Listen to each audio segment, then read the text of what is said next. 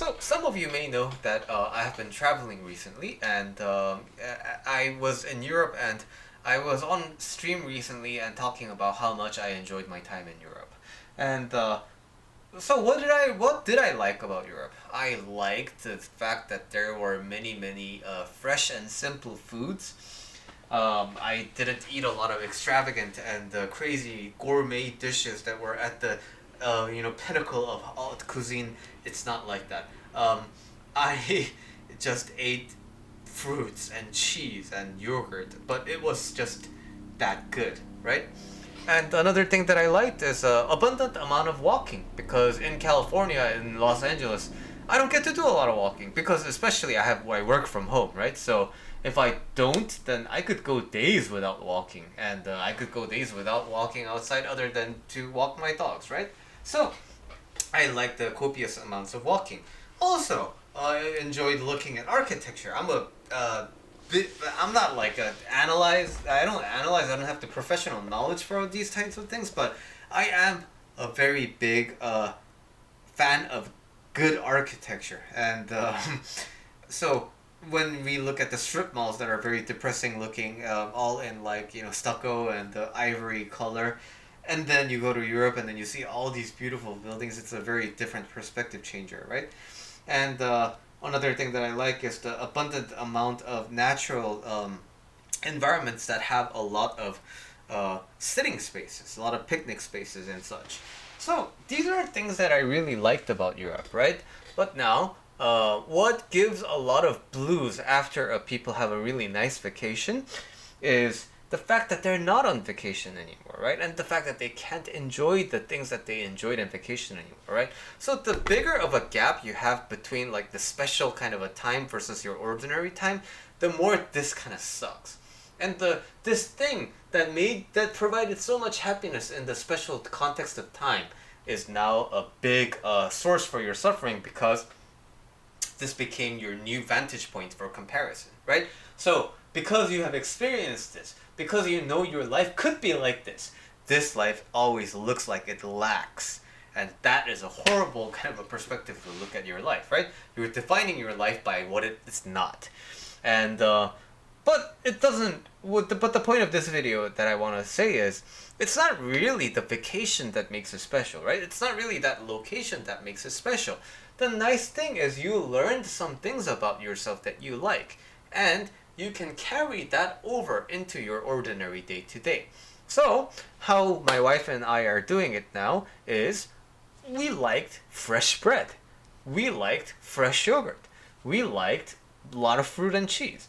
And so we go to the market, and now we take a little bit more time to be conscious about fruit. We go to the farmer's market and buy produce and fruits there, because that's how it was when we were in Europe, when we were enjoying the fresh fruits. And when we look at the milk, we look at what the difference between the European milk and American milk is, and then we find milk in America that follows the European standards. And hey, guess what? It tastes just as good. Same with butter. And now I bake my own bread. Because why? I liked freshly baked bread. And for a surprising reason, not a lot of bakeries in the, where I live have that kind of a fresh bread the way I like it. So I just decide to take these matters into my own hands, and then I just make it. I want to eat fresh salad, so I make my own salad. So that's one way of how I carry over. And then, what about the fact that I want to walk a lot? Well, instead of driving my car everywhere, I intentionally park the car somewhere a little bit far, and then we walk from and to wherever we're going, right? That's always an option that was available to us, but it's just that we got so used to the idea of needing to park as close as possible. But it's not this thing that we have to do, right? So we can go to the park, and there's America does have a lot of parks, right? So there are parks we can have picnics in. And what makes us go in a rush, right? Like what makes it impossible to have long days at the park without any interruptions? Nothing, right? So now that we experience these things about our lives that we really appreciate, just in a different location, we try to take that in and replicate that experience of what we liked in the local area.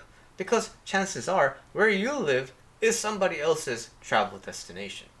And Los Angeles, I thought was a fairly, like, I explored everything. But over the past weekend, I followed my wife to the El Pueblo historical district. And you know what? It was very charming because I looked at all these, like European things, and now perspective changes, and I look at all of these like Mexican, very authentic Mexican, streets and culture. There were a bunch of people, dancing and, you know, um, uh, Mexican old people, they're really good dancers. I didn't really know this about them. There's so much passion in the dance, and that was a really nice sight to see.